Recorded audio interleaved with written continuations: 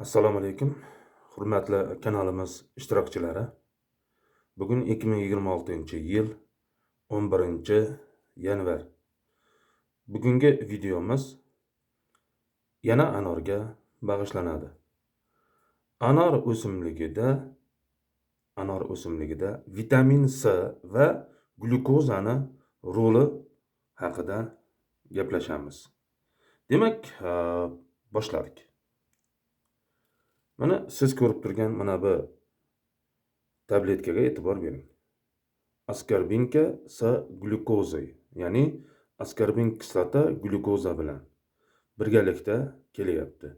500 milligramli tabletka hisoblanadi. Ya'ni bu yarim gram degani. Jami 10 dona bo'ladi bu tabletka. Narxi bor yo'g'i o'zbek so'miga 2000 so'm. 2000 so'mga olasiz. Shu askarbin kislotasini mana shu tabletkani bor yo'g'i mana shu 10 donasini hammasini anaqa e'tibor bering, hammasini 10 litr suvga solib eritasiz. Yaxshilab eritib turib, erta bahorda anorlar vegetatsiyasi boshlangan vaqtda butun tanasiga mana shu bitta askarbin kislotasi va glyukoza aralashmasini birgalikda butun tanada qo'llashingiz mumkin. Buning natijasida askarbin kislotasi, ya'ni vitamin C va glyukoza birgalikda qishdan qiynalib chiqqan, nihoyatda qiyinchilik bilan qishning juda sovuqlaridan qiynalib chiqqan anorni tez tiklanishiga va o'zini tezroq tutib olishiga yordam beradi.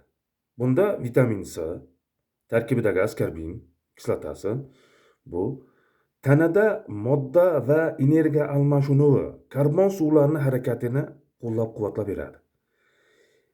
Erta bahorda hali tuproq juda isib ulgurmagan vaqtda ildiz tuproqdan oziqalarni olish ehtimolligini oshirib beradi. Shu bilan birgalikda barglarda bo'ladigan jarayonlar, biokimyoviy jarayonlar, juda ko'plab kimyoviy reaksiyalar bo'ladi. Shu kimyoviy reaksiyalarda ishtirok etadi.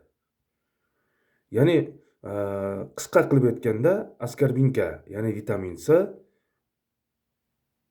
bu anorni tez o'ziga kelishiga turtki beradi. Glyukoza esa fotosintezni qo'llab-quvvatlab beradi. Fotosintezni qo'llab-quvvatladi degani barg yashilligi ortdi degani. Fotosintezni qo'llab-quvvatladi degani bu bargda oziqa hosil bo'ldi degani.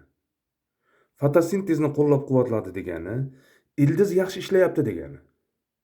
Fotosintezni qo'llab-quvvatladi degani gul hosil bo'lish uchun qulay sharoit vujudga kelyapti degani. Fotosintezni qo'llab-quvvatladi degani keyinchalik mevaning yiriklashishiga, anor donlarining yiriklashishiga va shu bilan birgalikda yaxshi rang olishiga va juda chiroyli bo'lib, yirik bo'lishiga turtki bo'ladi. Salomat bo'ling.